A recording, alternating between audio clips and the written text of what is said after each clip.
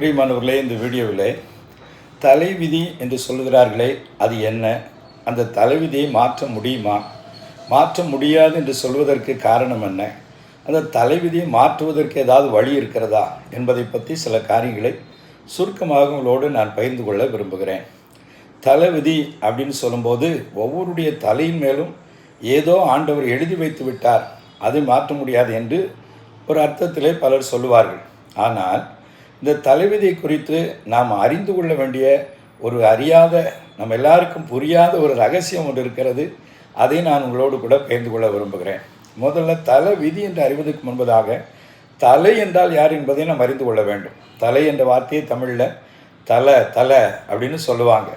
பொதுவாக கிரிக்கெட் வீரர்கள், தோனி ரசிகர்களாக இருந்தால் அவர்கள் சொல்லுவாங்க, நம்ம தலை வந்துட்டாரியா அப்படிலாம் சொல்லுவாங்க. அந்த அளவிற்கு அவர் பல சாதனைகளை படைத்திருக்கிறார். அப்போ கிரிக்கெட்டுக்கு அவர் தலை அப்படின்னே வைத்துக்கொள்வோம். ரெண்டாவது, சினிமா துறை எடுத்துக்கொண்டால் தமிழ் ரசிகர்கள், சினிமா ரசிகர்களை கேட்டால் சொல்லுவாங்க, அஜித்து தான் எங்கள் தலை அப்படின்னு சொல்லுவாங்க. அது அவர்களுடைய விருப்பம்.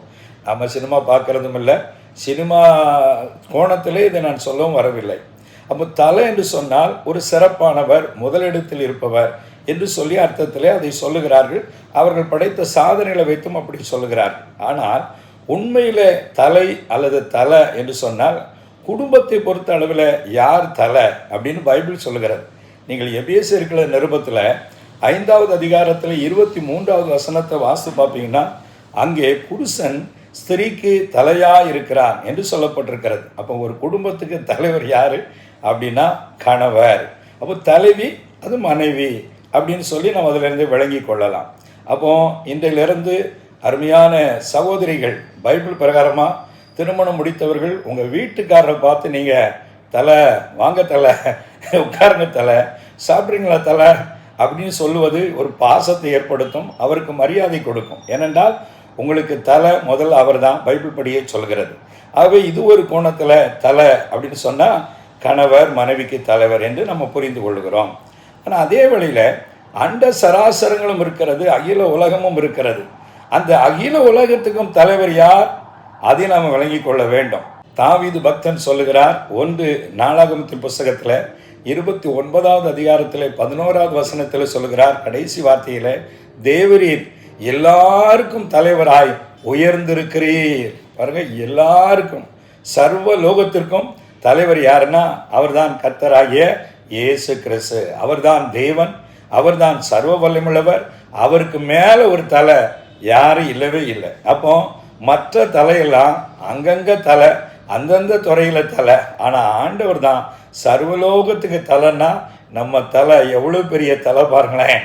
நம்முடைய தலைவர் மகா பெரிய தலைவர், அவர்தான் சர்வலோகத்தின் ஆண்டவர். அதனால இந்த கிரிக்கெட் வீரர்கள் கூப்பிடுறது மாதிரி நம்ம ஆண்டவரை பார்த்தலை போத்தலைன்னு அப்படிலாம் கூப்பிட முடியாது. ஏன்னா அவர் மரியாதைக்குரியவர்.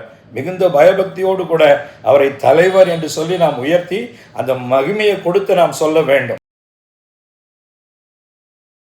ஆகவே விளையாட்டு போக்காக தலை, இயேசு தலை, வாங்க தலை அப்படிலாம் சொல்லிவிட முடியாது. அதனால பரிசுத்தமும் இந்த பக்தியும் நாம் மறந்துடவே கூடாது. உள்ளத்தில் எப்போவுமே ஆண்டவரை பற்றி நினைக்கும் போது, அவர் சமூகத்தில் வரும்போது ஒரு பயம் இருக்க வேண்டும். ஆகவே இங்கே புரிந்து கொள்ள வேண்டிய காரியம் என்ன, எல்லாருக்கும் தலைவராய் ஆண்டவர் அமர்ந்திருக்கிறார். அதைத்தான் இங்கே நாம் பார்க்கிறோம். அப்போ தலை அப்படின்னு சொன்னால் யாரை குறிக்கிறது, ஆண்டவரை குறிக்கிறது. அவர் தான் சர்வலோகத்தின் தலைவர். சரி, இப்போ இந்த தலை விதின்னு சொல்கிறோமே, அது என்ன விதி, அது தெரியணும்ல. அப்போ தானே தலை விதியை மாற்றுவதை பற்றி நம்ம சொல்ல முடியும். விதி என்பது என்ன, வேத வசனம் சொல்லுகிறது பாருங்க. உபாகமத்தின் புஸ்தகம் 28வது அதிகாரம் 1வது வசனம் சொல்கிறது, இன்று நான் உனக்கு விதிக்கிற உன் தேவனாகிய கர்த்தருடைய கட்டளைகளின்படியெல்லாம் செய்ய நீ கவனமாக இருக்கும்படிக்கு அவர் சத்தத்துக்கு உண்மையாய் செவி கொடுப்பாயானால் உன் தேவனாகிய கர்த்தர் பூமியில் உள்ள சகல ஜாதிகளிலும் உன்னை மேன்மையாக வைப்பார். பார்த்தீங்களா, விதி என்பது எதை குறிக்கிறது, தேவனாகிய தலைவர் பார்த்தோம்ல, அந்த தலைவருடைய கட்டளை கற்பனை இருக்கிறதல்லவா, அதுதான் விதி. அந்த விதியை நாம் கடைபிடித்தால் பூமியில் உள்ள சகல ஜாதிகளிலும் நம்ம தலைவர் நம்மை மேன்மையாக வைப்பார். அப்போ தலை விதி என்று சொல்லும்போது எதை குறிக்கிறது, ஆண்டவருடைய கட்டளைகள் கற்பனைகளை குறிக்கிறது. அதனால தான் அதே உபாகமம் 28ஆம் அதிகாரத்தில் 1 to 14 வரைக்கும் அந்த விதியை கடைபிடிச்சா என்னென்ன ஆசீர்வாதம் என்னென்ன மேன்மை வரும் என்பதை அந்த வசனங்களில் எல்லாம் சொல்லப்பட்டிருக்கிறது. ஆனால் 15வது வசனத்திலிருந்து அந்த அதிகாரம் முழுவதும் நீங்கள் வாசித்து பார்த்தீங்கன்னா அந்த விதியை அந்த கட்டளையை நீ கடைபிடிக்கலைன்னா உனக்கு சாபம் என்ன மாதிரிலாம் வரும்னு ஆசீர்வாதத்தை விட 4 மடங்கு சாபத்தை குறித்து அங்கே சொல்லப்பட்டிருக்கிறது. அப்போ தலை விதி அப்படின்னு சொன்னால் எதை குறிக்கிறது? ஆண்டவருடைய கட்டளைகள் கற்பனைகள். அந்த தலை விதியாகிய கட்டளையின்படி நடந்தா ஆசீர்வாதம், அந்த தலை விதியாக கர்த்தருடைய வசனத்தின்படி கட்டளையின்படி நடக்கலைன்னா சாபம் வரும். அப்போ இதுதான் தலை விதி. அந்த தலை விதியை பொறுத்து தான் ஒருத்தனுக்கு ஆசீர்வாதம் வரும், ஒருத்தனுக்கு சாபம் வரும். அதனால தான் விதியில் என்ன எழுதியிருக்கோ அதுதான் நடக்கும் அப்படின்னு எதை சொல்கிறாங்கன்னா, இந்த கர்த்தருடைய கட்டளைகள் ஆகிய வேத வசனத்திற்கு கீழ்ப்படிந்து நம்ம நடந்தோம்னா அந்த விதியின்படி நடந்தால் நமக்கு ஆசீர்வாதம். அந்த விதியை மீறிட்டோம்னா நமக்கு ஆசீர்வாத குறைவு, சாபங்கள் வருவதற்கு காரணமாயிருது. அதனால தான் தலை விதிப்படி தான் நடக்கும்னா வசனத்தின்படி தான் வாழ்க்கையில் ஒவ்வொரு மனிதனுக்கும் நடக்கும் என்பதை குறிக்கிற வார்த்தை தான் தலைவிதியின்படி தான் நடக்கும். சரி, இப்போ இந்த தலைவிதியை மாற்ற முடியுமா முடியாதா என்று சொல்லுகிறார்களே, அது ஏன் சொல்லுகிறார்கள்? வெளிப்படுத்தின விசேஷத்தில் 22வது அதிகாரத்தில் 18, 19 வசனத்தை நீங்கள் வாசித்து பார்த்தீங்கன்னா, இந்த புஸ்தகத்தில் உள்ள தீர்க்க தரிசன வசனங்களை கேட்கிற யாவருக்கும் நான் சாட்சியாக எச்சரிக்கிறதாவது, ஒருவன் இவைகளோடு எதையாகிலும் கூட்டினால் இந்த புஸ்தகத்தில் எழுதியிருக்கிற வாதைகளை தேவன் அவன் மேல் கூட்டுவார்.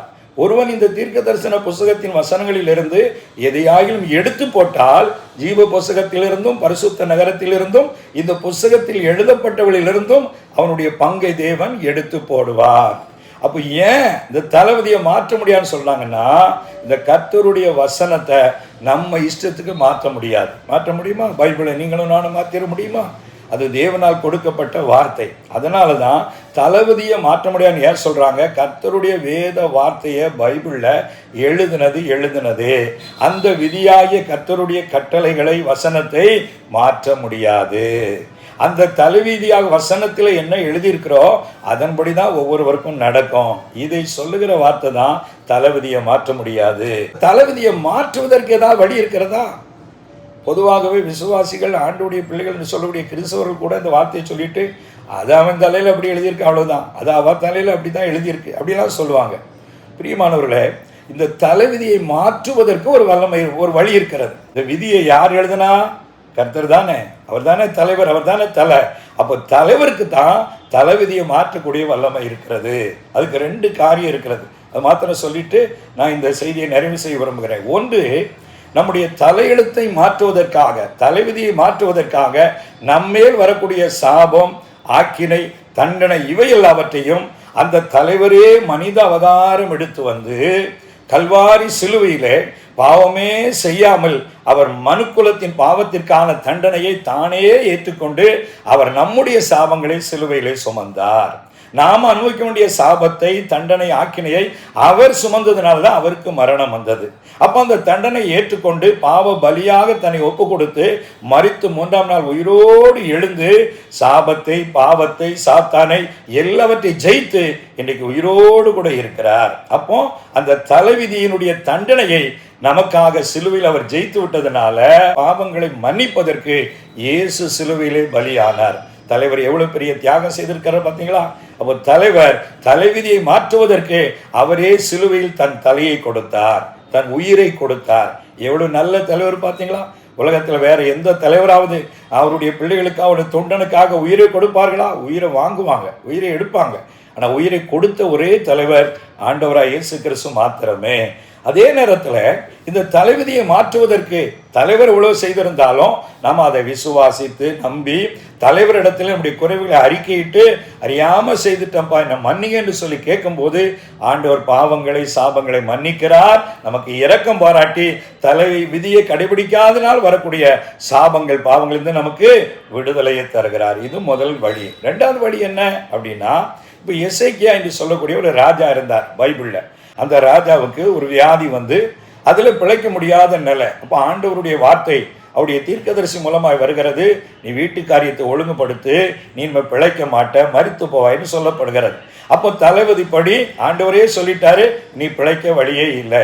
ஆனால் அந்த நேரத்தில் அந்த எசேக்கியா ராஜா அதை அப்படியே ஏற்றுக்கொள்ளாமல், ஆண்டவரே என்னை மன்னித்து எப்படியாவது எனக்கு இரக்கம் செய்யும் என்று கண்ணீரோடு அழுது ஜெபம் பண்ணுகிறார். இதை 2 ராஜாக்கள் 20வது அதிகாரத்தில் வாசிக்கலாம். அப்படி கண்ணீரோடே அழுது மன்றாடி ஜெபிச்சதுனால உடனே ஆண்டவர் தலையெழுத்தை மாற்றி எழுதுறாரு.